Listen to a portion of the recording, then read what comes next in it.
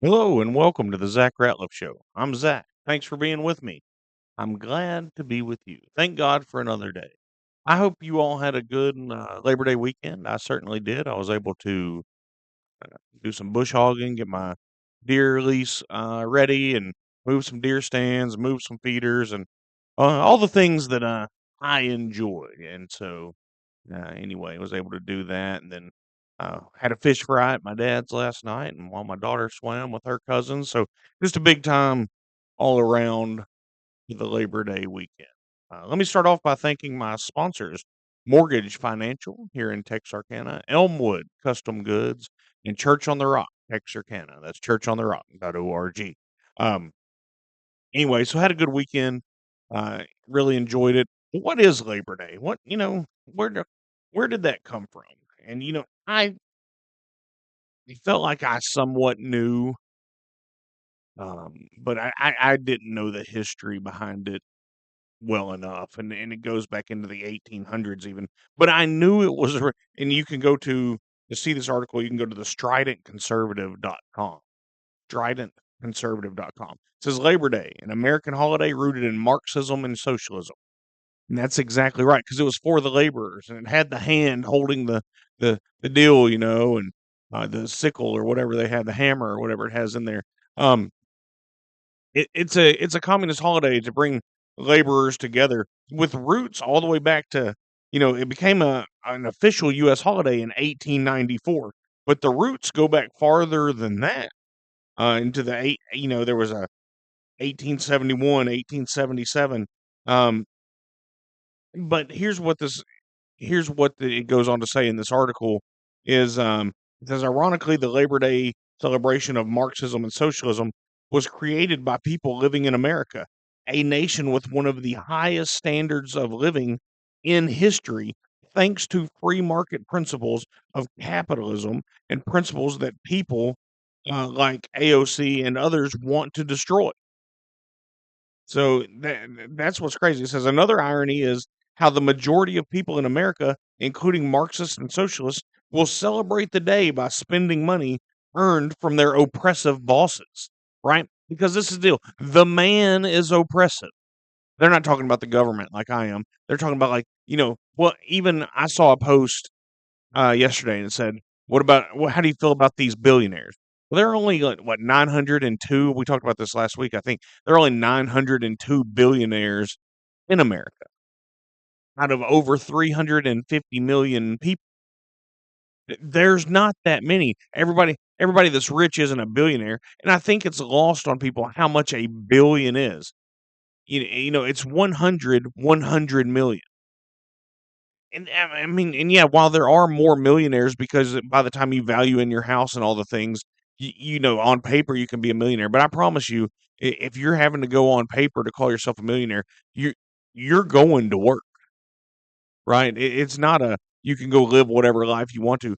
But there's been such a negative connotation pushed on these things that this is what the Marxists and the communists want. They want everyone to be against the boss, right? They'd be against the millionaires and billionaires. Except for if it wasn't for them, you wouldn't have companies. You wouldn't making a profit is why people go into business. They don't go into business to give you a job. They don't go into business so you can take care of your family. Now, the benefit of someone going into business and being successful is that they have to hire more people. And then if those people are successful, they can have their family and take care of them. That's the way it works. And if you have a good idea and a good plan and are good at implementing that, you can go start that and do that.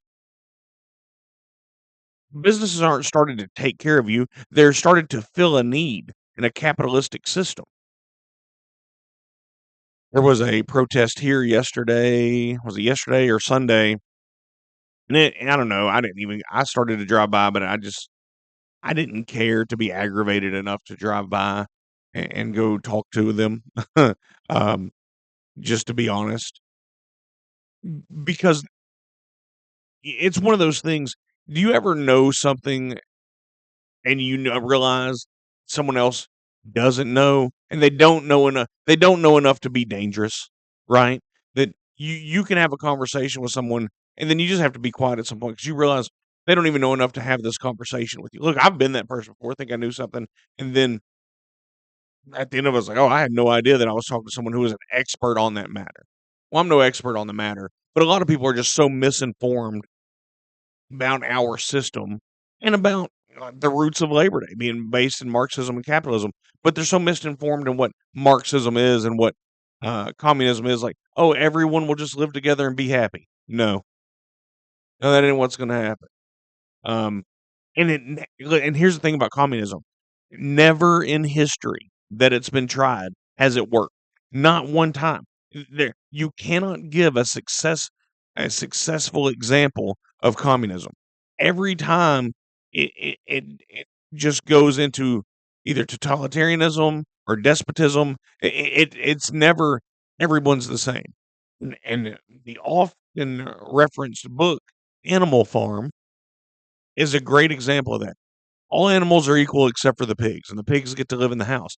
And all pigs are, all pigs are equal except for Napoleon. And Napoleon, he's the boss. He kind of runs things.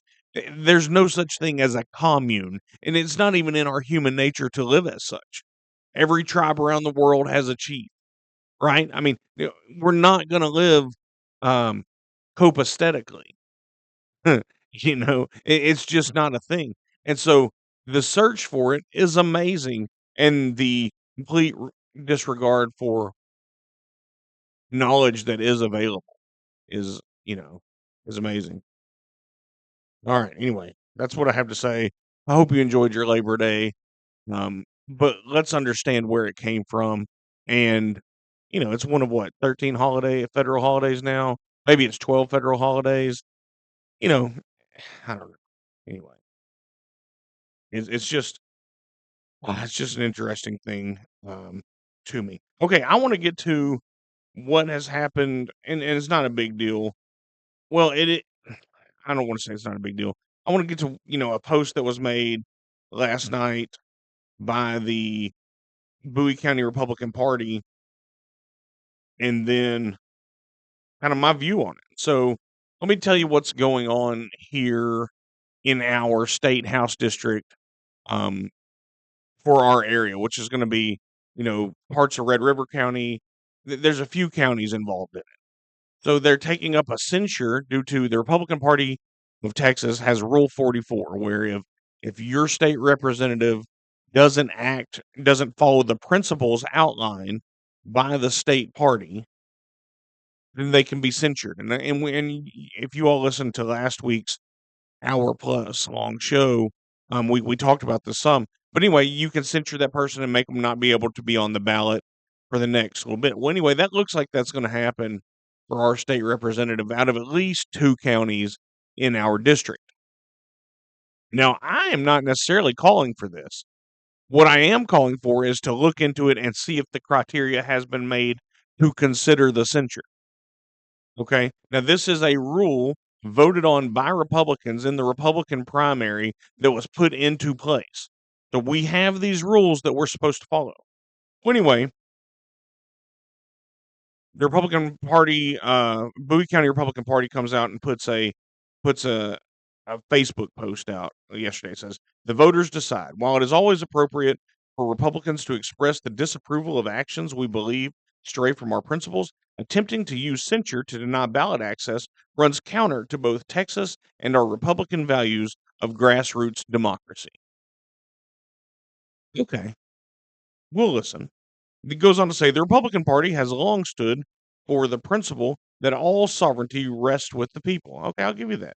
Our platform, and here's the deal on that: the people spoke through an election to put these rules into place. Um,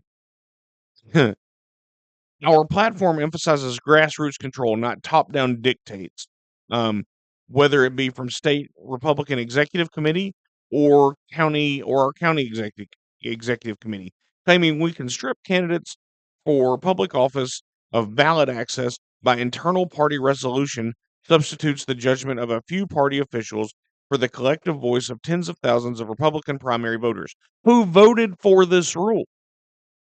This is fundamentally inconsistent with what it means to be a Republican. And this is a lot of times why I tell you guys that I am not a Republican. I am a constitutionalist. I'm a libertarian at best because I don't like all the party stuff. Then it goes on to cite all these cases, right? You can't do it because of this. You can't do it because of this. You can't do it because of this code and this code and this code.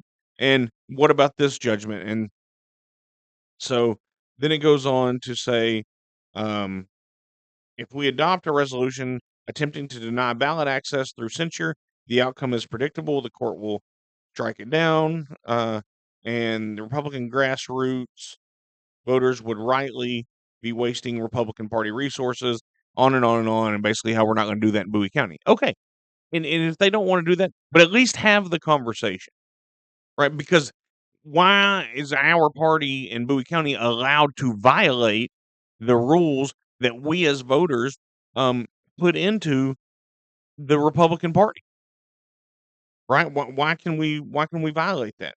So I replied to this post yesterday, and I said this. And this is on the Bowie County Republican Party Facebook page if you need to see it. If an electorate has no means of recourse against a public's quote unquote servant, it feels is out of bounds. Are they supposed to bow and kiss the ring like obedient serfs? Furthermore, if the party won't represent its constituents, then why do the constituents need the party? These resources, which must be in short supply and which we fear to waste, will surely dry up even more if the party ignores the will of the people and refuses to represent them. And so here's my point on this. Every election cycle, the local party here struggles to find a building and have somebody man it and all the things, right? If we're so worried about our resources, why do you alienate yourself from everyone? And then to give all these reasons why you shouldn't try? Look, and that's what really gets all over me is why are you gonna not even try? Why are you gonna not even you're not gonna try because you don't think it's amount attainable? That's the craziest thing I've ever heard, especially as a Texan, right? But let's go back through history and the and the true story, but made even more famous by a movie, 300. The Spartans knew Xerxes had the largest army in the world. They didn't just roll over and give up. They said, "Hey, bring it. We're gonna fight this, even though we know we're gonna lose, because it's the right thing to do." David and Goliath. Everyone told David he was crazy. Right? And I'm not saying which side of God is on of this, right? That's not what I'm trying to do. But David knew he had a chance, no matter what everyone said. He knew what was right, so he went and did the thing. Now, guided by God on that. And like I said, I'm not saying God said one way or the other on this. I'm just going through examples here. What about the U.S. when we became a country? The colonists, right? Only 30% or less of the colonists supported revolution, but they stood on business. They stood for something. Everybody in the world said that's the largest empire there is. That's the largest navy there is. You cannot touch them. It's pointless. Just lay down like a yellow-bellied coward. And the United States or the colonists, the revolutionaries at the time said, "No, we won't. This is what's right. We will fight this fight." And then in Texas, is not the legend of Texas told in the story of the Alamo? And really, it was Mexicans against Mexicans because they were technically Mexicans at the point. But is that not the Texas way? We're going to stand up. We're going to be surrounded by thousands, and we're going to fight this fight. Not because we know we can win, but because we know it's the right thing to do. Because we know that no matter what, this is where we should be. We should stand on our principles so that one day we'll be able to say, "Hey, we tried to do what was right and we lost, but we tried to do what was right." Is that not what we are? And then, we're in Texas and the home of Friday Night Lights, right?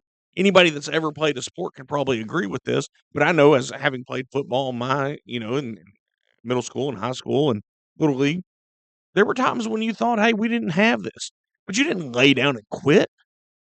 You're a quitter. You went and you fought and you did your thing, and it didn't matter if it was that or the baseball field or whatever or a karate tournament. You go try. You don't just say, "Well, here's all the examples of why it might not work, and I don't have the courage to do it. I don't have the balls to do it. I don't want to do it because I know we might waste some resources, and I know um, there's a chance we could lose. There's a 90%." Okay, have the conversation, right? That's what's the problem with our country in the last few years anyway. Nobody wants to have the tough conversation. Just because people may not like it doesn't mean you can't have it. That's part of it. And especially when that conversation is around rules that the party has put into place. You're allowed to have the conversation. Matter of fact, you're thought highly of for having, hey, we're not going to win this, but this is the right thing to do. Or it's not, right? Maybe it's not the right thing to do, but open it up for discussion. If we truly practice Democrat principles as a party, and if all voices are to be heard, then allow them to be heard. You can have it one way or the other, but you cannot have it both. Either you're going to shut down with an iron fist any discussion on the matter and not allow voices to be heard, or you're going to let them be heard. One way or the other. But we come from a culture of going against the odds. Even Donald Trump. Do you remember when he came down the elevator in 2015 or the escalator or stairs or whatever it was? And he got laughed out of the building. Every media uh, source out there laughed at him, mocked him relentlessly. Then he wins the primary. Then they mock him and laugh at him some more. What a joke this guy is. What a joke. And then all of a sudden it went silent when he won in 2016. Then the election stolen from him in 2020 and he's laughed at again. This guy's gone. Good. We got rid of him. We've burned him. And we replay the exact same thing. And he wins even bigger in 2024. Then he's laughed at for wanting to better our system. This is never going to work. These tariffs aren't going to work. The deportations aren't going to work. All these rules aren't going to work. The ICE crackdown isn't going to work. The crackdown in Washington, D.C. isn't going to work. The stock market's going to tank. Everything that was supposed to happen didn't. Did that come from somebody who laid down because they were told that they might not have a chance? In this world, there are people that are willing to take risk. There are people that are really willing to fight, and then there are people that just want to be figureheads. That just like getting the pat on the booty and told they're doing a good job, and to be able to shake hands with somebody that they deem as important. Who would you rather follow? Would you rather be where there's someone that's just there because they finally feel cool? And I'm not saying that's what's happening. Or would you rather be there where there's somebody principled and they're like, "Hey, we might lose this fight, but it's a fight worth having. This conversation may not end in the way I want it to end, but it's a conversation worth having." That's what's aggravating to me about this. And look, I'm going to be honest. I have some personal bias in this. When I ran in the 2020 special election for to replace John Ratcliffe, I contacted the Bowie County Republican Party. I'm like, "Hey, here we are. Um, I'm going to run on this." Now I had to have so many precinct chairs and to vote for me and all that.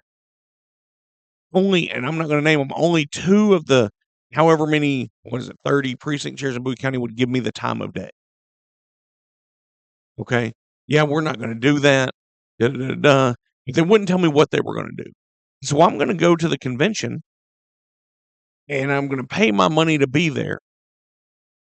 And maybe I can, I didn't even have enough support from these precinct chairs. There's Jason, um, to to even get on the stage, to even get on the ballot. But I went and I talked to people, and as I did, I'd met people through the months of the campaign, and I had people that weren't from Bowie County say, "Hey, we'll vote for you. We'll make a motion and we'll second it and we'll get you the votes. We'll get you on the ballot." So then the pool of 22 candidates goes to 4 official candidates, and I'm one of them. Let me tell you who didn't do it. It was anybody from Bowie County. They sold us out for a breakfast with Ted Cruz, right?